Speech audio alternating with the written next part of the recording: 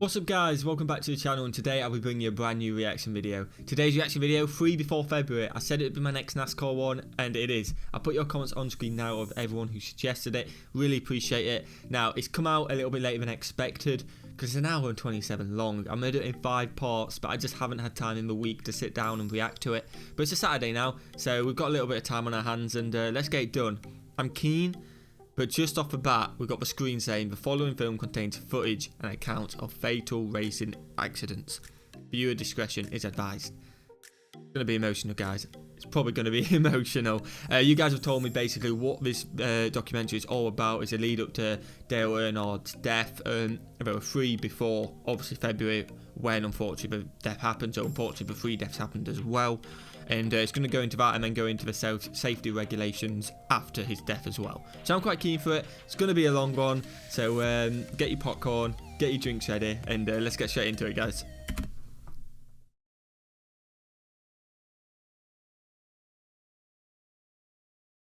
I hope it's not too sad. Just imagine the yelling and screaming going on where Martha and Joe Nemechek are right now.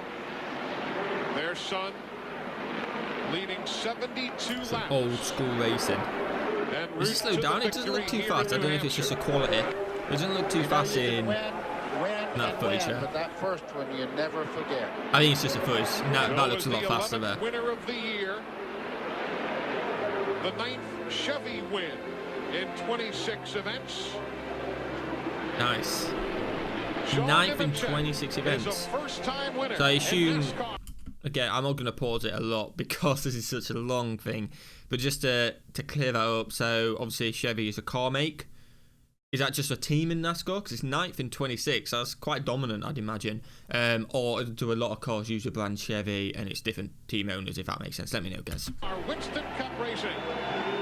On September 19th, 1999, Joe Nemechek finally scored his first Cup Series victory. Nice. The win came at New Hampshire, the track that saw Joe make his first start in the series, a full 6 years and 179 starts earlier. Wow. He also won a Busch Series race there, beating none other than Dale Earnhardt. Others still struggled at the track. The legend, the Earlier myth, in the Dale 99 Earnhardt. season, a Missouri driver qualified a strong 4th, only to lose the engine and finish 43rd. It was the first last-place finish of Tony Roper's career.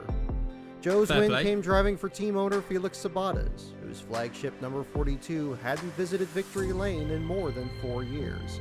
Kyle Petty was his driver that day, and though the 3rd-generation Petty would never win again, the promise of a 4th, his 19-year-old son Adam, was already coming to fruition. That must be an amazing moment where you've been racing for 4 years. And again, in 2000 with Michael Waltrip, I think it was 642 or something like that races. Sorry if I got a number wrong, can't remember off the top of my head. To never win one, to eventually win one, obviously it's such a shame that day, and I'm sure we'll get into it in this documentary, how it's not a great moment for him. But if that never happened, just imagine the feeling and emotion you finally won a race after such a long career in it. Amazing. 6 days after Joe's win, Adam Petty led 23 laps at Dover, the first of his own Busch Series career. But the win also came less than a month after Joe was released from his contract with Sabco Racing. One of the driver's parting gifts from Sabates was the car he drove to Victory Lane. Number 3 there, Dale Earnhardt. To the dismay of his replacement, who was so anxious to start driving the number 42 that he hoped to leave his old ride before season's end. But Sabates told Kenny Irwin Jr. to wait. After all, the 2000 season was just around the corner.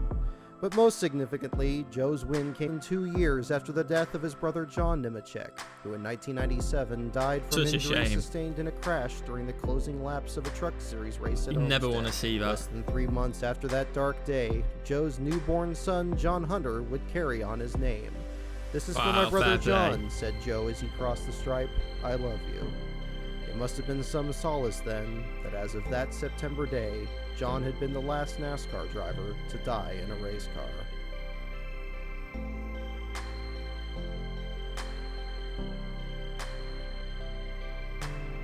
So yeah, I'm assuming them 3 cars on the screen, number 26. Can't make out that number in the middle, and number 40, with the 1-2 unfortunately passed away before February, but we'll see.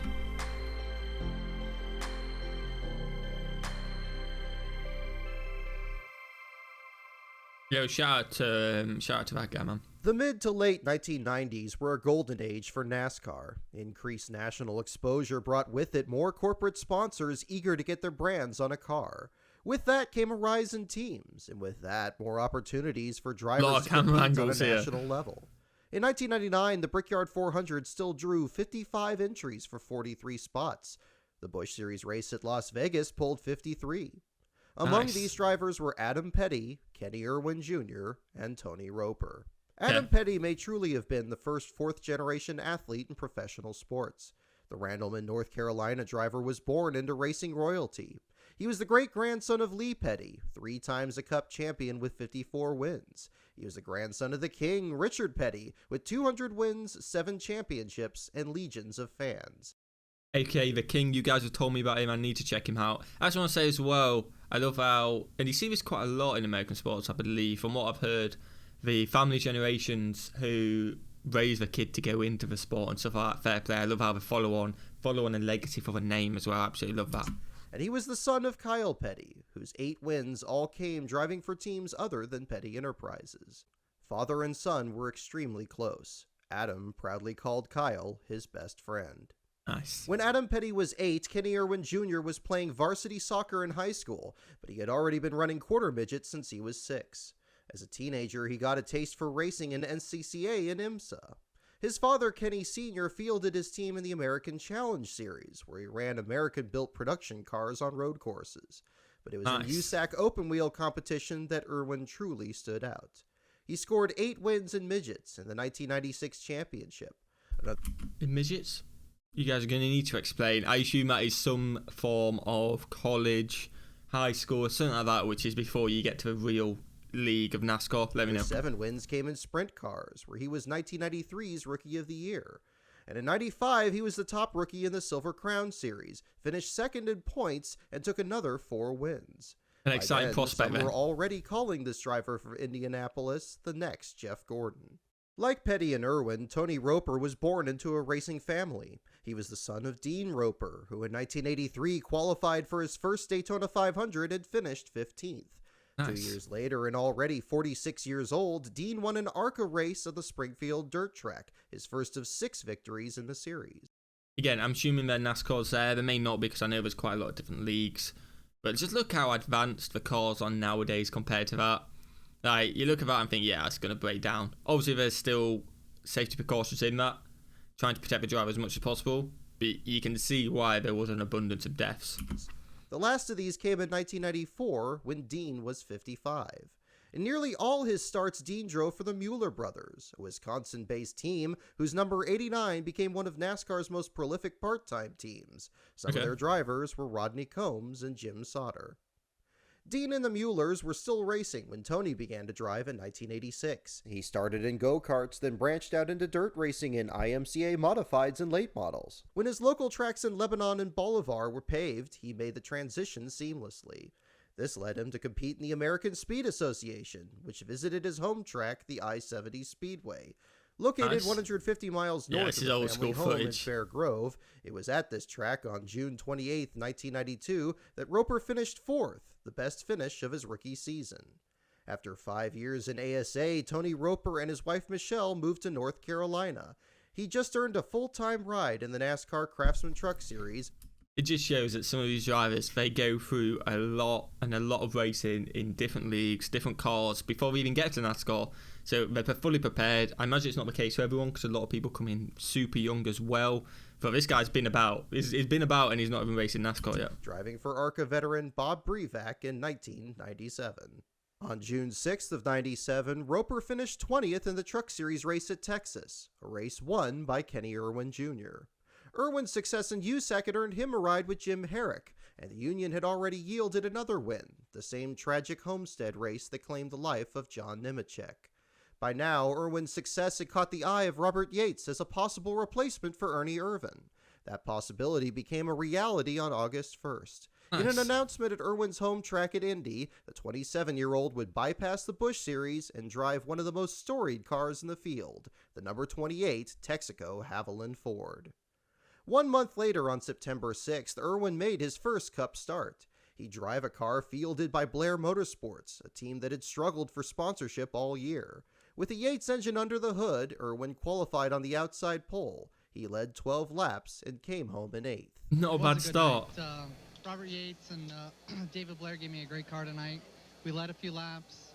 I'm real happy, except for how that's a buzzing start. Stops. But that's what you're here for, to learn and to race. That's right. We got 5 races to this year, and try to get ready for Daytona and get all the mistakes out of the way right now, so we can go to Daytona. At the end of the 97 season, Irwin finished 10th in Truck Series points to Roper's 18th. Irwin's first opportunity to race the 28 car came on November 23rd during NASCAR's second exhibition race in Japan. Green is out, and Mark Martin takes a quick jump. You can see Mark there. He knows getting to the outside to get a good angle on that corner. Going into turn 1, very important. Now he'll go right to the bottom. Old school footage here. All this will be old school, I guess. Somebody's out of yeah, someone's gone out. That's David Green. He's on the high side, 96. You see yeah, quite a few cars are mangled there. And the 08 there of John Kender.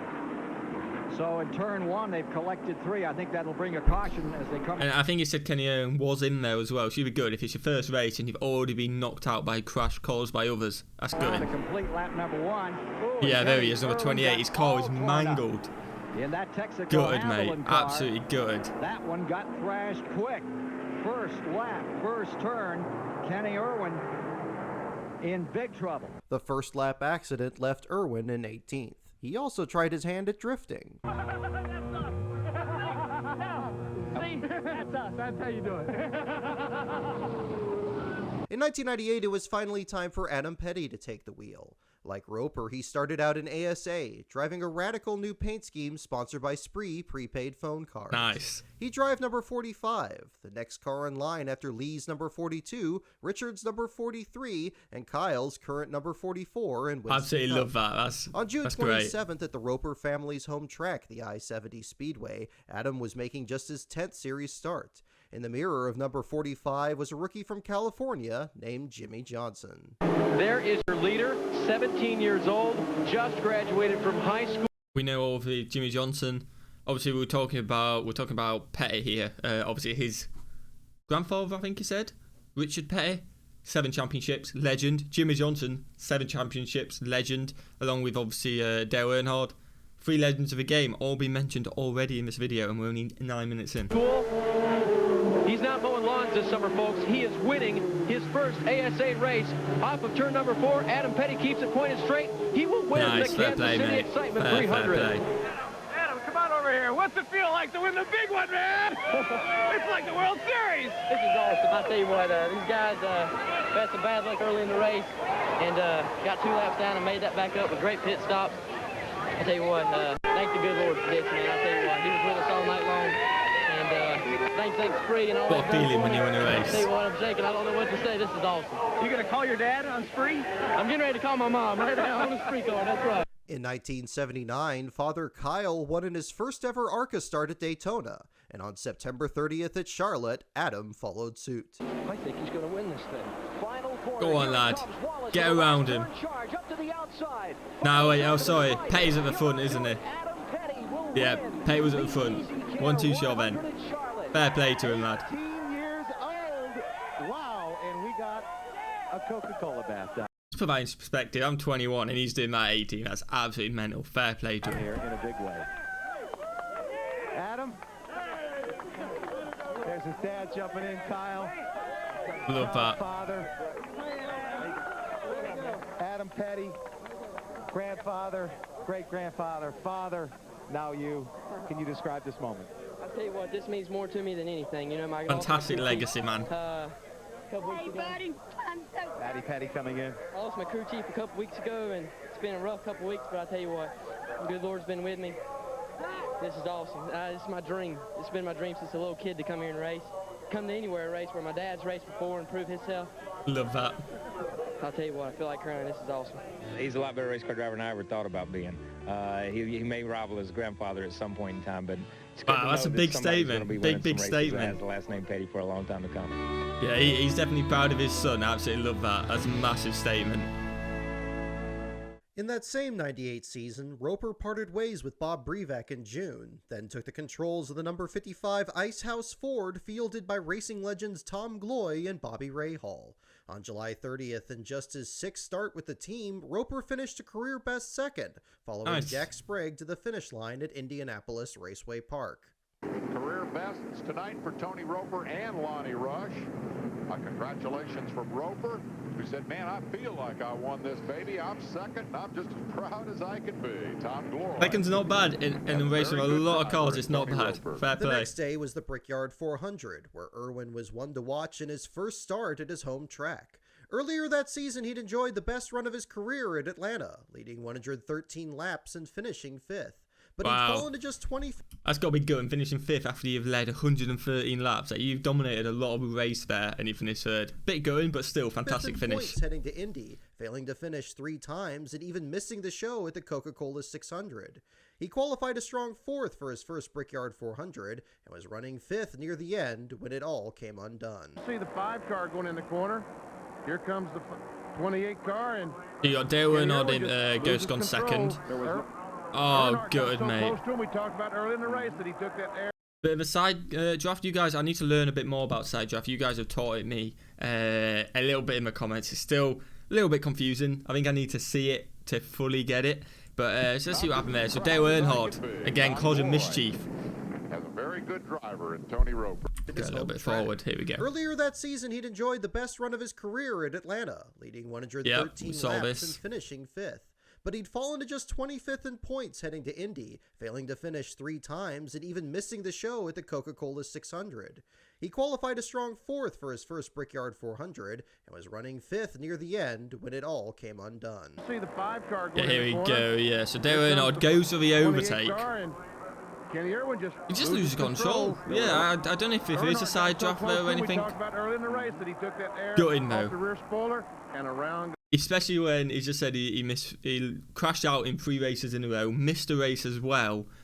So he's miles behind him at points, and then you're having a good race, and that happens. Gutting. Absolute gutting. Irwin won his first pole in the return to Atlanta that November, and again took Rookie of the Year honors. He finished no better than 10th the rest of the year, and failed to finish 4 more times. Slow start compared to the others. Were once expected of rookies. Jeff Gordon's near-instant success had already changed the paradigm. And so the pressure was already on the next Jeff Gordon to step it up in 1999. It was in 99 that Tony Roper joined Adam Petty in the Busch Series, this time driving for Steve Coulter's new team, Express Motorsports. Yeah. Roper had worked as a general mechanic on the team and was offered the opportunity to run a handful of races. When co-driver Derek Cope was injured at Atlanta, however, Roper took over the bulk of the schedule, starting with the spring race at Darlington.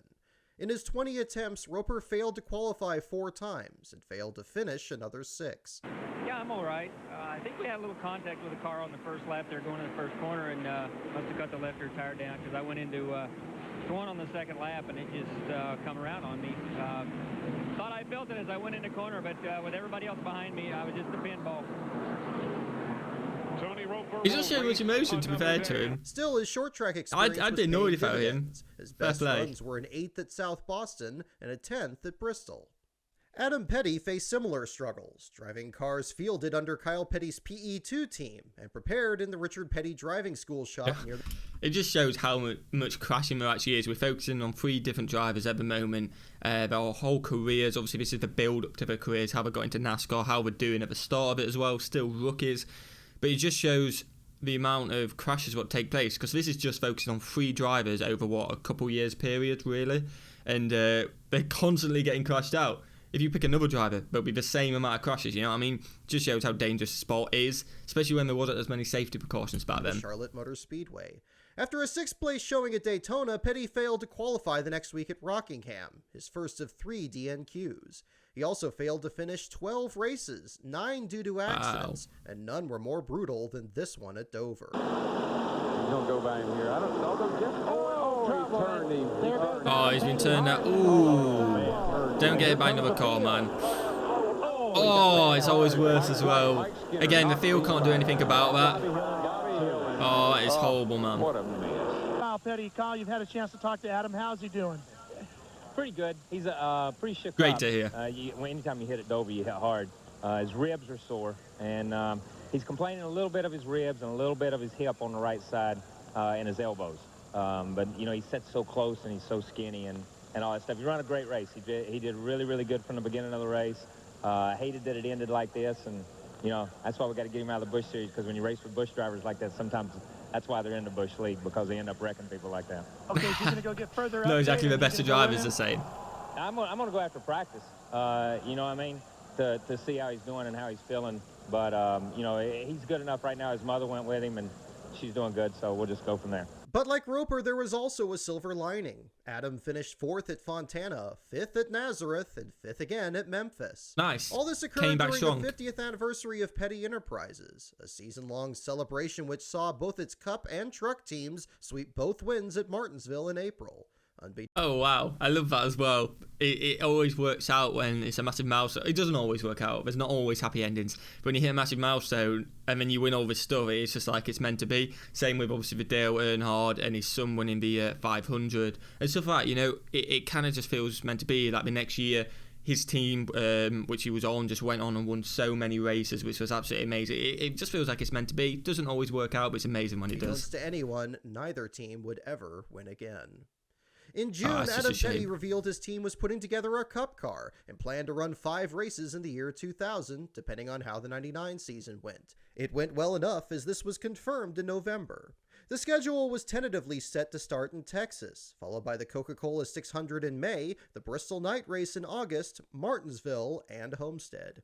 Although Rookie of the Year candidates could run up to 7 races prior to their first full season, the team wavered on the possibility of adding another 2 races. This only fueled rumors of a full-time Cup season in 2001. Publicly, Adam remained committed to his second full-time season in the Busch Series, driving a new red and black scheme on his number 45. Nice, I like that scheme. For Irwin, however, 1999 was a season to forget. The lone highlight was in his second Daytona 500, where he finished a strong 3rd behind Jeff Gordon and Dale That's impressive. Earnhardt. But even again, yeah, you got Jeff Gordon, Dale Earnhardt. You guys were telling me, I mentioned my last video. Again, I don't want to post too much. It's a super long video. I said that Jeff Gordon had a rivalry, and I weren't sure who it were, and I said it was Dale Earnhardt. And then you guys let me know in the comments, it wasn't a rivalry between the two. They're actually really good friends. Dale Earnhardt helped Jeff Gordon business side and stuff like that. It was more of a fans rivalry of who said who was the best driver and stuff like that. So I appreciate you guys letting me know that, and I have actually remembered this time. This was shrouded in controversy as he bumped teammate Dale Jarrett in turn 3, triggering a massive pileup. He made all the races, horrible when it was a massive pileup. Finished 5th at Richmond, but left the season just 19th in points. As early as June, it was rumored Irwin would part ways with Yates. It was confirmed on August 11th, just after his second Brickyard 400. 10 days later came news of Joe Nemechek's release from Team Sabco. By the time of the November announcement, it had been all but confirmed that Irwin would replace him. I thought he was going to read out this way. Now it undeniably fast but inconsistent Irwin joins undeniably fast but inconsistent Team Sabco, and it could be a match made in heaven, or at least victory lane. Okay, yeah, now that makes sense. You know, when you got a fast driver who's inconsistent, crashes, stuff like that, and you got a fast car, you will eventually win some races. Whether you're inconsistent and come last for the next race, you will win some. And you'd rather win a couple and not do as well than keep coming 10th, 11th. You know what I mean? You'd rather get a few wins. By the time of the November announcement, it had been all but confirmed that Irwin would replace him. As part of Irwin's deal with Sabco, he would run a partial 16-race schedule in the NASCAR Busch Series, driving a reversed version of his Cup Series paint scheme. One of his competitors would be Tony Roper, who had also moved on over the offseason. Roper would drive full-time for third-year Busch team Washington Irving Motorsports, named for its 2 famous team owners, retired NFL star Joe Washington and NBA Hall of Famer Julius Irving. Oh, wow. Roper took the... Just by the way, guys, if you guys could clear up the Busch Series, the Cup Series, really helpful. I imagine potentially you may have in the past, but again, I'm going to be reacting to 2 parts, I believe, and then I'm going to have a little bit of a break, so you guys will see 2 parts when I've only seen 2 parts, basically, because I know I should watch it all in one, but it's an hour and 27, so if you guys can clear it up, then the next few parts, I'll be like, boom, I know what I'm talking about, and not too much has happened so far, I don't think. It's just the build-up of their careers, I believe, and now we're starting to get to a stage where they're racing against each other. Irwin and Roper now in the same races together. And I'm enjoying this. We'll do it for a couple more minutes and then end this part here. Try to do 20 minutes an episode in terms of this video. I imagine it's longer because I've waffled quite a bit, but we'll see. In place of Mark Green, who in 1999 scored a single top 10 finish at Atlanta, driving the Dr. Pepper Chevrolet. On Wednesday, April 14th, 1999, Kyle Petty was testing at Talladega when something strange happened. Heading down pit road, his throttle stuck, and his Hot Wheels Pontiac was out of control. The car smashed through a fence, then slammed to a stop against an infield flagpole. That does not sound good. He climbed out unhurt and spoke to rider Monty Dutton. I ran through the chain link fence and over a couple of azaleas, and I think a couple of dandelions gave their lives too, said Petty, assuring a concerned Dutton. It was just a freak deal. Wow. Yeah, that must have been scary. For the NASCAR Busch Grand National Series. We'll leave that there. Same part 1. This is part 1. We'll leave it there, guys. I hope you enjoyed this video. Again, I think I may have potentially been confused in some aspects when you're talking about the races. I may have made a few comments about NASCAR when it might not have been NASCAR yet. I'd really appreciate if you guys let me know in the comments. Again, we're watching these to learn, get more of an insight, and this is literally an information overload, which I'm not complaining about one bit. I love as much information as possible because that's the only way you're going to learn about these sports. And we're not far off February 14th, which is obviously Valentine's Day. But luckily, I've got the pass to do the Daytona 500 stream, guys. Again, no footage will be shown on screen for anyone getting excited for that. Talked about streaming. If you're watching the premiere right now, if you're watching this after the premiere, don't matter. But if you're watching the premiere right now, guys, I appreciate everyone in here. I appreciate everyone watching it after. I'll be doing a live stream of Packers versus Rams. I might be live right now because I think this is going up at 9 o'clock GMT. My stream schedule for 9:25. So if this is over 25 minutes, which I believe it will be, I'll be streaming. So go and check that out. Pop in and say hi. I'll have a chat with you guys. Really appreciate it. Hit a like on this video, guys. Subscribe if you're new. Hit that notification bell so you can see part 2, 3, 4, and 5 because I will be doing them all. And have a fantastic day, guys. I'll see you in the next one. Peace.